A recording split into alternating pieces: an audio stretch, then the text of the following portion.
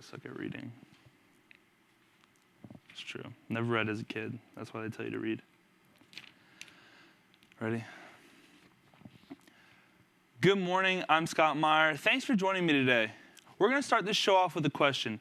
Can Les Miles, the coach who was fired by LSU in the middle of the 2016 season, somehow turn around the program that has always been bad?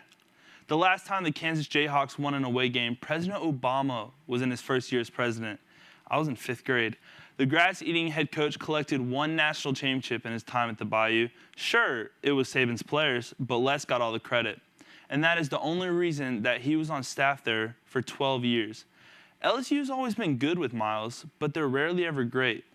They did, however, make it to a bowl game every single year that Miles was there, and that is something that Kansas is hoping for since they haven't been to a bowl game since 2008. UCF's head coach Josh Heupel said that his team's win over number 24 ranked Cincinnati on Saturday night showcased big-time football. I didn't know that beating another non-Power 5 opponent who has already lost to another non-Power 5 opponent was big-time football. Sure, College Game Day was there, but that's only because it was one of 2 games this weekend that had 2 ranked opponents playing. The other game was in the Bronx with Syracuse and Notre Dame, so that wasn't really interesting. UCF continues to find themselves way outside the top 4 spots in the college football playoff, and it's because their biggest wins are against teams like Cincinnati, who are now unranked. Congratulations. The Atlanta Falcons lost again on Sunday, bringing their record to 4-6. The talented team that everybody had hopes for has had a lot of injuries to Pro Bowl level players on both sides of the ball this season. Devontae Freeman, Ricardo Allen, Keanu Neal are just a few players who are done for the season and are now on the IR. There's not even a reason to be mad about it, Falcons fans. What fans should be mad about is the offensive play calling that the Falcons had on Sunday. They could just not find the end zone. They scored 1 time, and Matt Bryant had to kick 4 field goals just to keep up the score. Not finishing their drives is the reason that Atlanta has lost 4 of the 6 games that they have. And the last week of the college football regular season is here, and that means rivalry weekend. Number 6 Oklahoma will be traveling to Morgantown to play number 9 West Virginia.